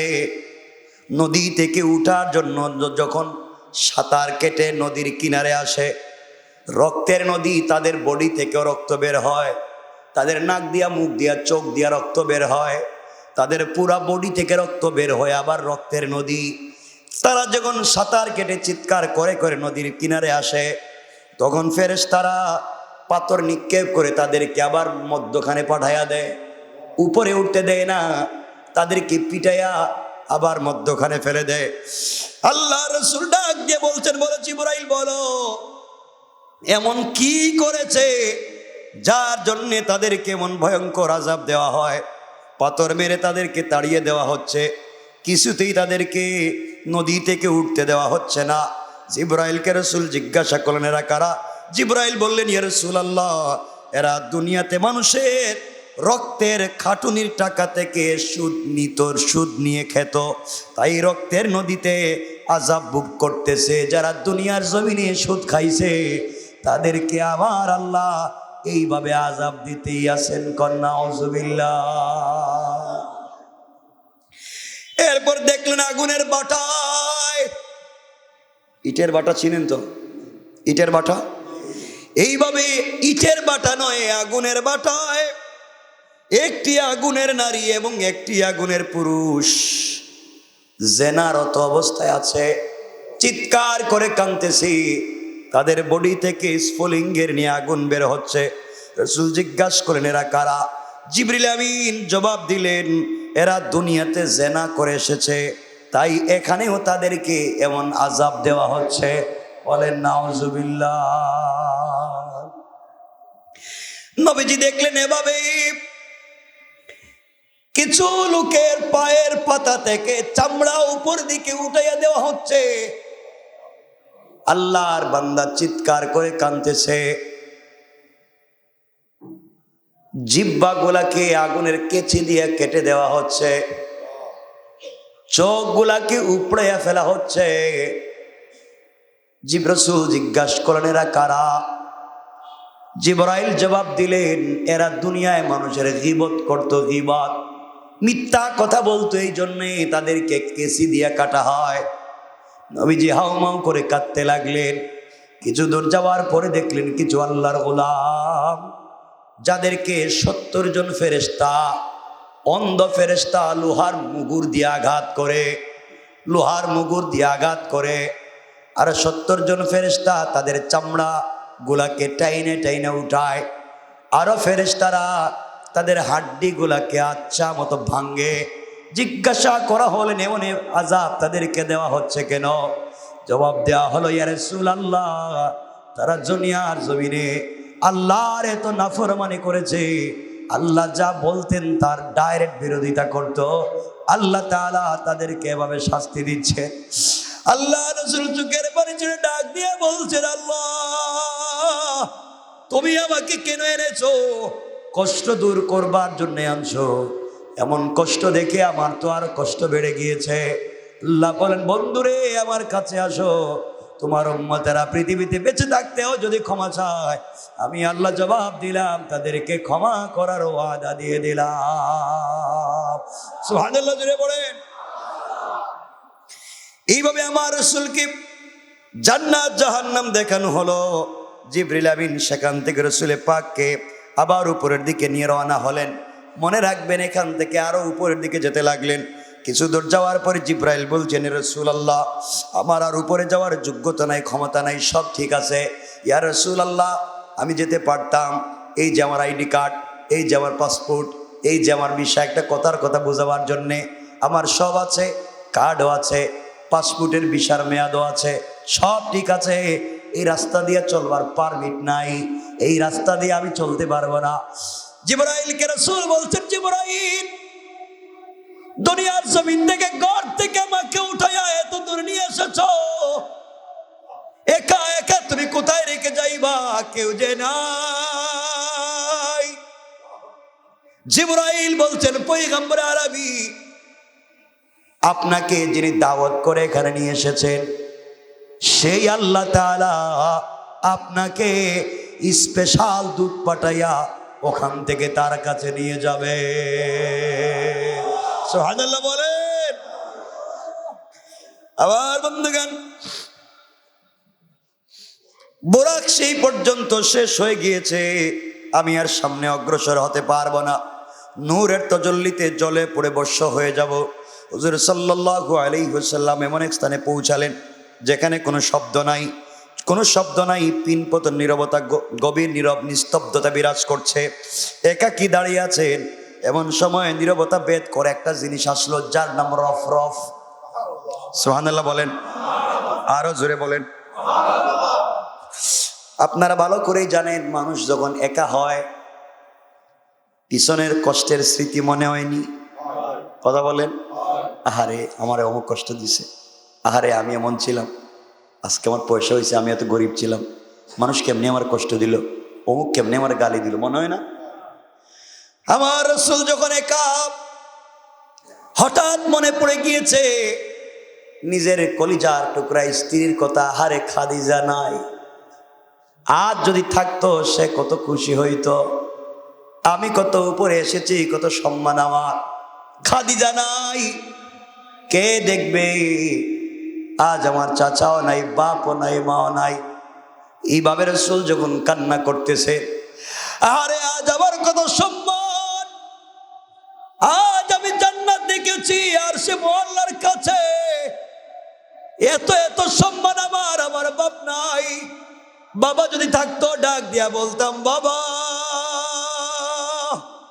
যেই সন্তানকে ঔরসে নিয়েছো, এই সন্তান তোমার সম্মান বাড়াইছে। মা যদি থাকতেন, মায়ের গলা জড়াইয়া কান্না করে বলতাম, মা, আজ তোমার জন্য এত দূরে এসেছি মা। আল্লাহ, আমার মা নাই, বাবা নাই, আমার স্ত্রীও নাই, আমার একটা ভাইও নাই, আমার একটা বোনও নাই, তুমি আমাকে এত সম্মান দিছ। নবীজি সাল্লাল্লাহু আলাইহি ওয়াসাল্লাম দাঁড়িয়ে আছেন, রফরফে উঠলেন। রফরফে যখন পৌঁছলেন, তিনি সেই বাহনে আরোহণ করার সাথে সাথে আর সে মুআল্লা পর্যন্ত মুহূর্তেই পৌঁছে গেলেন। সুবহানাল্লাহ জোরে পড়েন। আল্লাহর তরফ থেকে আহ্বান আসলো, হাবিব, ও কলিজার টুকরা বন্ধু, আপনি আমার আরশে চলে আসেন। রাসূল সাল্লাল্লাহু আলাইহি ওয়াসাল্লাম আরশে আজিমে গেলেন। ওখানে গিয়ে দেখেন আরশে আজিমে গিয়ে রাসূল সাল্লাল্লাহু আলাইহি ওয়াসাল্লাম হাসতেছেন। আল্লাহ জিজ্ঞাসা করেন, বন্ধুরে কতই না কাঁদতেছিলা, ঘরের ভিতরে কত কান্না করলে, এখন হাসো কেন? জবাব দিলেন, আয় আল্লাহ তাআলা, আপনার আরশে আজিমে আইসা যত ডিজাইনের দিকে তাকাই, যা আপনি ডিজাইন করছেন সব আমার নাম দিয়া। আল্লাহু আকবার, জোরে বলে। এবার আল্লাহ তাআলা ডাক দিয়া বলছেন পয়গম্বরে আরবি, ও আমার বন্ধু হাবিবুল্লাহ, আপনি যেই জায়গা পর্যন্ত আসলেন কি নিয়ে এসেছেন বলেন না, আপনি কি আনছেন? খালি হাতে কি আসছেন? নবীজি বললেন, আল্লাহ তাআলা কেন খালি হাতে যাব? বন্ধুর বাড়িতে গেলে তো খালি হাতে যায় না, আমিও আপনার বাড়িতে আসছি, খালি হাতে আসি নাই। আল্লাহ বললেন, কি আনছো আমাকে দাও। নবীজি বললেন, আত্তাহিয়াতু লিল্লাহি ওয়াসসালাওয়াতু ওয়াত-তাইয়্যিবাত। আল্লাহ রাব্বুল ইজ্জতুল জালালকে বলেন, আল্লাহ তাআলা সমস্ত তাজিম, সমস্ত ভক্তি, সমস্ত সালাত, সমস্ত পবিত্রতা, ইবাদত বন্দেগী যা আছে এই মুহূর্তে সব আপনার উদ্দেশ্যে নিবেদন করে দিলাম। সুবহানাল্লাহ বলেন। আল্লাহ তার জবাবে আল্লাহ তাআলা বললেন, আসসালামু আলাইকা আইয়ুহান নবী ওয়া রাহমাতুল্লাহি ওয়া বারাকাতুহু। হে আমার নবী, আপনাকে সালাম, আপনার উপর আল্লাহর অসীম রহমত এবং বরকত। নবীজি সালামের জবাব না দিয়ে নিচের দিকে তাকায়, চোখটা যেন ছলছল করে পানি পড়ে যায় চোখ থেকে। আল্লাহ বললেন, বন্ধুরে, আজকে তো তোমার কান্নার দিন না, আমি সালাম দিলাম, কাঁদবা কেন? নবীজি বললেন, আল্লাহ কেমনে তোমার সালামের জবাব দেই? তুমি বলো না, আমাকে তো সম্মান করে ভালোবেসে আদর করে, আমাকে তো মোহাব্বত করে তোমার ঘর পর্যন্ত আনছো, সালাম দিলা, কত কথাই না আমাকে জিজ্ঞাসা করলা, আমি কেমনে সালামের জবাব দেই বলো না? একটা বারও তুমি আমার গুনাহগার উম্মতের কথা জিজ্ঞাসা করলা না। আল্লাহু আকবার বলেন। আয় আল্লাহ, কেমনে আমি সালামের জবাব দেই বলো? তুমি যদি আমার গুনাহগার উম্মতকে সালাম না দেও, তাদের প্রতি রহমত নাজিল, তাদেরকে দয়া মায়ার চোখে না দেখো, আমি রাসূল কিন্তু আপনার সালামের জবাব দিব না। আল্লাহ তাআলা বলছেন, বন্ধুরে, তুমি আমার কাছাকাছি এসেছো, আমি সালাম দিলাম, কই তোমার উম্মত কোথায় পড়ে আছে, আমি কেমনে সালাম দিব? আল্লাহ রাব্বুল ইজ্জতুল জালাল বললেন, কেমনে সালাম দিই? তোমার উম্মত কোথায় পড়ে আছে, আমি কেমনে সালাম দিব? নবীজি বললেন, আমাকে যেভাবে সালাম দিয়েছেন তাদেরকেও দিবেন। আপনি তাদেরকে সালাম দিন, আমার গুনাহগার উম্মত যাদের জন্য তায়েফে মাইর খাইলাম, তাদেরকে কি আপনি সালাম দিবেন না? আল্লাহ রাব্বুল ইজ্জতুল জালাল ডাক দিয়ে বললেন, আসসালামু আলাইনা। নবীজিও পড়লেন, ওয়া আলা ইবাদিল্লাহিস সালিহিন। আল্লাহু আকবার। আমাদের জন্য, আল্লাহর অন্যান্য সকল নেক বান্দাদের জন্য আল্লাহর তরফ থেকে শান্তি বর্ষিত হোক। আমার নবীজি বলছেন, আল্লাহ মানি না, এই সালাম আমি মানব না। আপনি এভাবে সালাম দিয়েছেন, আমার উম্মত এখন নারিন্দায় বসে রয়েছে বিনোদ বিবিতে, আর আপনি আর সে মহল্লায় এই সালাম মানি না। আপনি যেভাবে আমাকে সরাসরি সালাম দিয়েছেন, আমার উম্মত গুলাকে ওভাবে সালাম দেওয়া লাগবে। আল্লাহু আকবার। আবার নবীজি বললেন, এখন কি দেশে দেশে কি আমি সালাম দিব? নবীজি বলছেন, জানি না আল্লাহ কেমনে সালাম দিবেন। আল্লাহ বললেন, বন্ধুরে, তোমাকে কষ্ট দিতে চাই না, মেহমানকে বাড়িতে এনে কষ্ট দিতে চাই না। আমি আল্লাহ কথা দিলাম, ওয়াদা দিলাম, তোমার গুনাহগার উম্মতের সঙ্গে আমার যখন জান্নাতে দেখা হবে, তখন তোমার উম্মতদেরকে জবরদস্ত ইয়াকুত মণি মুক্তা পাথর দিয়ে তৈরি করা চেয়ারে বসাইয়া আমি আল্লাহ দাঁড়াইয়া দাঁড়াইয়া তোমার বান্দাদের সামনে, তোমার উম্মতের সামনে দাঁড়াইয়া আমি নিজে সালাম দেওয়ার ওয়াদা দিলাম। আল্লাহু আকবার। আল্লাহ কোরআনে বলছেন, তাহিয়াতুহুম ইয়াওমা ইয়ালকাউনাহু সালাম। যখন আপনার সঙ্গে আপনার উম্মতের সঙ্গে আমার দেখা হবে, ওই সময় আমি আল্লাহ সালাম দেওয়ার ওয়াদা দিলাম। পড়েন সুবহানাল্লাহ, আল্লাহু আকবার বলেন। আমার বন্দেগান, আল্লাহ রাব্বুল ইজ্জত ওয়াল জালাল এবং ফেরেশতা রাসূল পাক সবাই পড়তে লাগলেন। এরপরে আশহাদু আল্লা ইলাহা ইল্লাল্লাহু ওয়া আশহাদু আন্না মুহাম্মাদান আবদুহু ওয়া রাসূলুহু। আমি সাক্ষ্য দিচ্ছি এক আল্লাহ ব্যতীত অন্য কোনো উপাস্য নাই, এবং আরো সাক্ষ্য দিচ্ছি মুহাম্মদ সাল্লাল্লাহু আলাইহি সাল্লাম আল্লাহর বান্দা এবং তার রাসূল। পড়েন সুবহানাল্লাহ। এটা ছিল এক গোপন অবিশ্বাস, গোপন বৈঠক। আল্লাহ রাসূল তারা কথা বলতে লাগলেন, লম্বা কথা, এখানে অনেক কথা হচ্ছে। এখানে শুধু এই কথা না, অনেক কথা হলো। কত কথা, কারণ বন্ধু বন্ধুকে দেখবেন বলে, মাঝে মাঝে সার দোকানে বসে বলছে, দোস্ত ওই যে পরশুদিন বলছিলাম মনে আছে? কিন্তু সার দোকানে আর 20 জন বসা, কেউ বুঝে নাই, তারা বুঝছে, ঠিক না? গোপন শব্দ। এইভাবে রাসূলকেও আল্লাহ গোপনে বলছেন, দোস্ত কাফ হা ইয়া আইন সাদ আলিফ লাম মিম তা সিন মিম। কেউ বুঝে না, আল্লাহ বুঝেন আর রাসূল বুঝেন। সুবহানাল্লাহ। তাদের কথা চলতে আছে, এভাবে কথা চলতে থাকুক, আর আমরা আজকে রাইখা দিলাম।